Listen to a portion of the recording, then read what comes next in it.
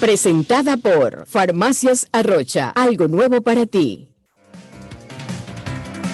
Bien, estamos de vuelta con más, siendo las 7:31 de la mañana, y cuando hablamos del tema de homicidios o la alta criminalidad en el país, referimos casi siempre el tema a pues, la vinculación con el crimen organizado. Sin embargo, hay situaciones ocurriendo en nuestro entorno que son interesantes analizarlas también desde el punto de vista psicológico forense. Esta mañana está con nosotros Lesbia González, psicóloga forense, para abordar precisamente el tema de homicidios en Panamá y conocer, sobre todo entender un poco más acerca del perfil de un homicida. Bienvenida, qué gusto tenerla nuevamente con nosotros. Muy buenos días, Ricardo. Saludos y a nuestros oyentes. A ver, a lo que va del año, las cifras que se reportan de forma oficial son unos 290 homicidios. A ver, a veces se tiende a pensar que los medios de comunicación de alguna manera maximizamos situaciones, sin embargo, son parte del entorno y es la cotidianidad. No quiere decir que sea lo común. Sin embargo, 290 casos es una cifra que llama a la reflexión y a considerar algunas cosas importantes. Haciendo una radiografía, por ejemplo, de esta realidad en base a el tipo de sociedad que tenemos, ¿cómo se puede plantear? Bueno, yo te diría, y para mí es una preocupación enorme porque yo estaba en la época, en 1995, cuando se creó la primera ley de violencia doméstica, en este entonces se llamaba violencia intrafamiliar, y se creó con el objetivo precisamente de que como en el núcleo familiar, en el hogar, se estaba viviendo violencia que podía repercutir en la sociedad, se creó la ley primero para ver la parte legal, obviamente, y elevarlo a delito, pero a la vez, a la par, se involucró al Meduca, al MINSA y a otras instituciones para que llevaran la otra parte, que es la parte de prevención. Es decir, que, por ejemplo, desde la escuela se fuera fomentando el manejo de conflictos, el manejo de la ira, qué sé yo, todas estas cosas, y eso se llama prevención primaria.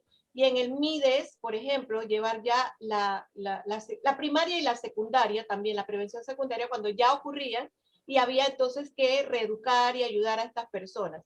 Y también se involucraba el MINSA para ya también cuando se llegaba a una prevención terciaria, cuando ya el problema era muy grave, estaban estas personas en el proceso, llevaban a llegar a la cárcel y todo eso dentro de estos lugares, y entonces también proceder con ayuda terapéutica y prevención.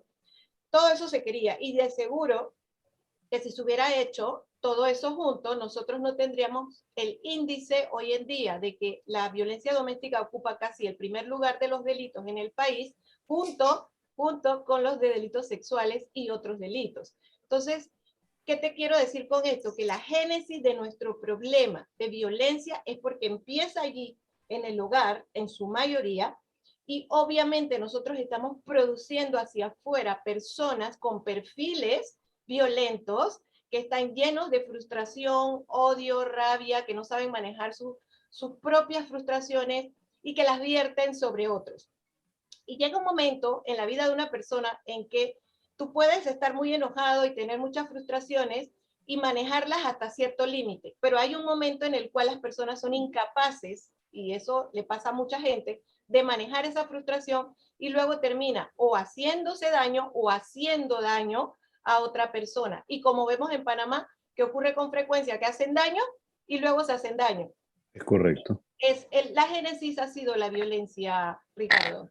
A ver, y estamos sí, entendiendo que la génesis, y es una mala gestión también de esas emociones, estamos hablando de que no es un hecho quizá que se perpetre netamente para hacer daño directo a la persona, sino porque la propia persona no ha sabido cómo manejar esos problemas que tiene internos, de alguna manera, y que no ha sido tratado.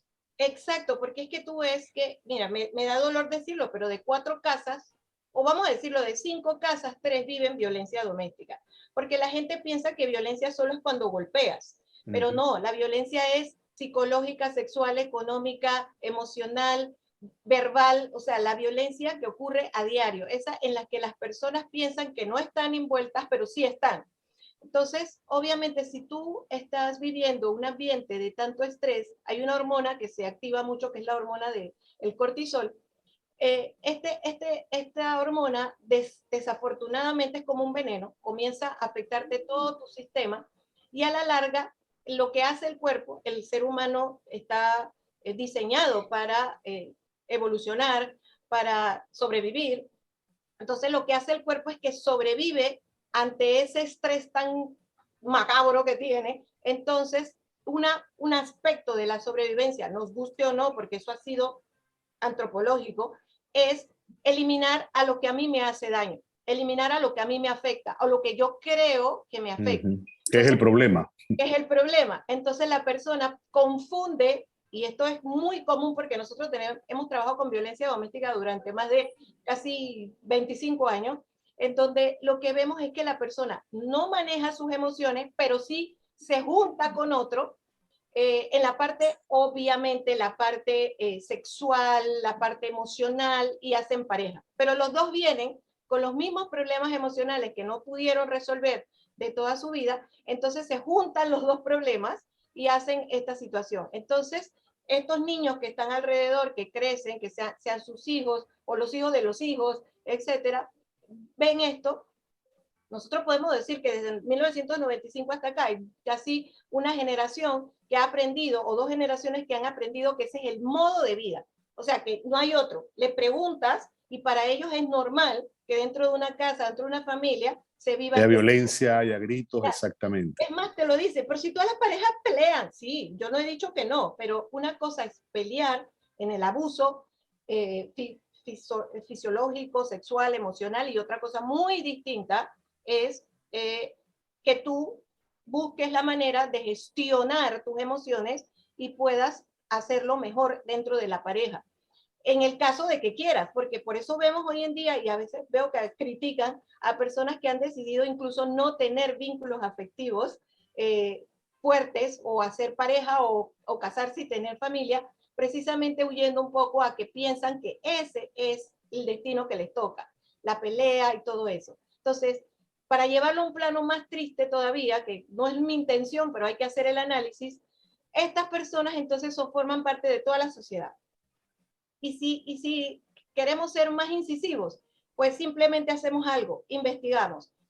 Nosotros lo hicimos con menores de centros penitenciarios, o sea, de centros de cumplimiento, perdón, y nosotros vemos que ninguno de ellos, ninguno escapa de haber vivido problemas de violencia. Es decir, es muy difícil que tú te encuentres a alguien que ha sido amado, querido, entendido, que le han dado disciplina con amor, que por ejemplo su par de nalgada, pero con mucho cariño, etcétera, lo atienden.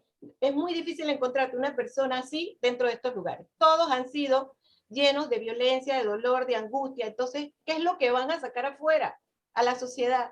Gente con problemas. Entonces, el homicida ya es alguien que no ha podido por ninguna fuente, de ninguna manera, gestionar sus emociones. Y termina entonces destruyendo a la persona, porque en este caso estamos hablando de homicidas que matan personas dentro de su entorno. Ya esto otro que mencionaste al principio, de cuando se trata de pandillas, bandas y este otro tipo, pues es otro manejo. Pero el homicida que mata a la pareja, a los hermanos, al amigo, al vecino, es alguien que no ha podido gestionar sus emociones, que vive violencia, salvo casos excepcionales, porque todos los seres humanos podemos matar, todos, pero en circunstancias muy especiales o en defensa única propia de nuestra vida o de alguien que amamos, por ejemplo.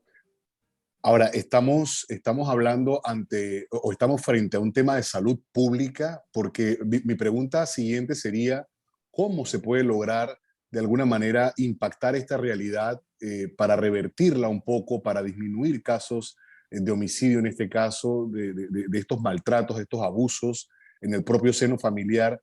¿Debe ser tomado en cuenta a través de políticas públicas o esto ya es un tema más individual? Qué bueno, Ricardo, mira, que siendo comunicador, tú puedas hacer esta pregunta y llevarla al plano educativo, que es lo que realmente nos importa. O sea, sí, tiene que ser visto como un problema de salud pública, porque realmente es un problema de salud pública que debimos haber atendido, y que hay una ley que lo dice, porque la ley de violencia doméstica que ha sido mejorada continuamente y que ha tenido relación con el del maltrato al menor y otras, contempla esa parte, contempla que instituciones como ya mencionado, Meduca, Minsa, Mides, etcétera, y otras más, se involucren en lo que llamamos prevención primaria, secundaria y terciaria. La primaria para tratar de evitar que esto ocurra en la mayoría y que se puede desde la escuela, y la secundaria desde que ya ha ocurrido, desde que hay víctimas, para tratar de también reeducarlas, ayudarlas, mejorarlas, darle una mejor calidad de vida. Y la última, que siempre se va a tener que dar, porque siempre va a haber personas que se salgan del tiesto, para entonces también curar o mejorar. Pero las tres se tienen que llevar a cabo a la vez. Aquí a veces ocurre que un gobierno hace una, la otra hace otra, nunca van las tres de la mano. Entonces, hoy día nosotros podemos ver con dolor, sobre todo lo que ya hemos por muchos años visto este problema, que se muere gente innecesariamente, aunque las muertes no son necesarias, pero da dolor ver casos en los que... Algo que se pudo evitar. Algo que se pudo evitar. Entonces, sí es de salud pública y sí es lo que acabas de decir. Debe verse como políticas públicas de cómo ya cada institución haga su parte, haga su trabajo. Porque nosotros solitos no podemos ir y a nadie le podemos decir que cambie su persona desde la casa. La verdad es que no podemos. El Estado tiene que intervenir desde la escuela y desde otras instituciones.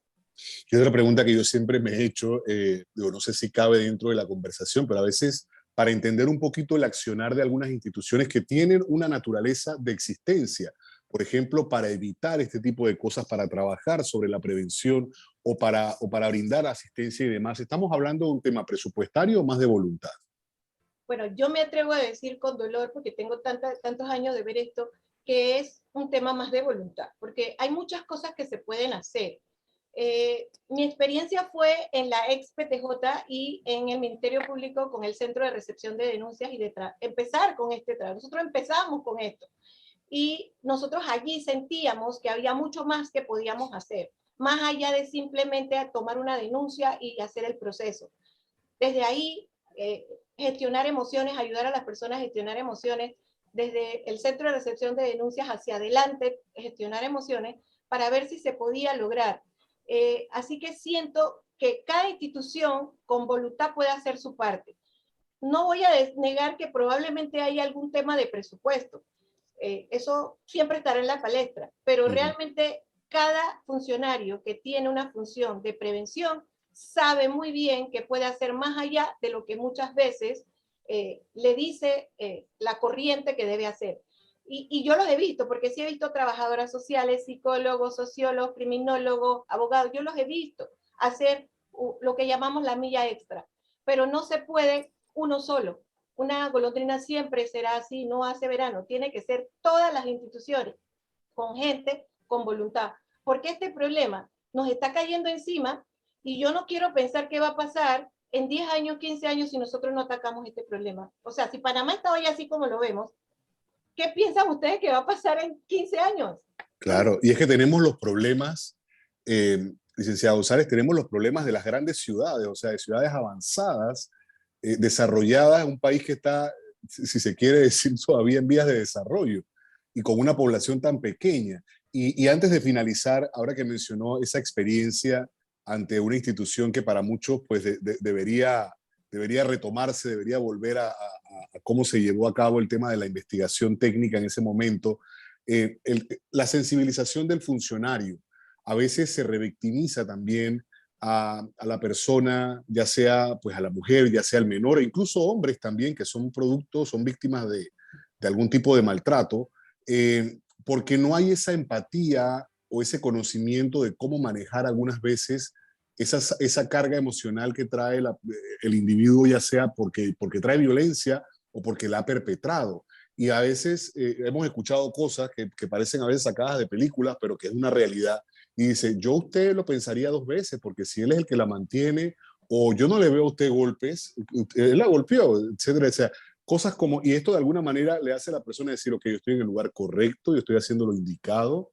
Claro, claro, sí, Ricardo. En las instituciones que trabajan esto debe haber personas sensibilizadas que entiendan muy bien de qué se trata la violencia. Entiendo que se ha hecho, entiendo que se ha estado haciendo, pero existe una cosa que se llama el quemado o el burnout, que llega un momento en que hay que reciclar, hay que cambiar a las personas, no se pueden quedar. Cuando estaba en la ex-PTJ, siempre decía que a los funcionarios que estaban, por ejemplo, en delitos sexuales, había que cambiarlos o cambiarlos a otro lugar o darles un tiempo fuera, porque es horrible lo que oyes todos los días, y obviamente una persona llega a buscar la manera de sensibilizarse para no sentir ese dolor, y entonces trata de manera inadecuada a veces a las víctimas o a los victimarios, incluso porque al victimario también tenemos que atenderlo, nos guste o no. La única forma realmente de cambiar muchas veces es tratar al victimario también, que es lo que hablamos de terciario.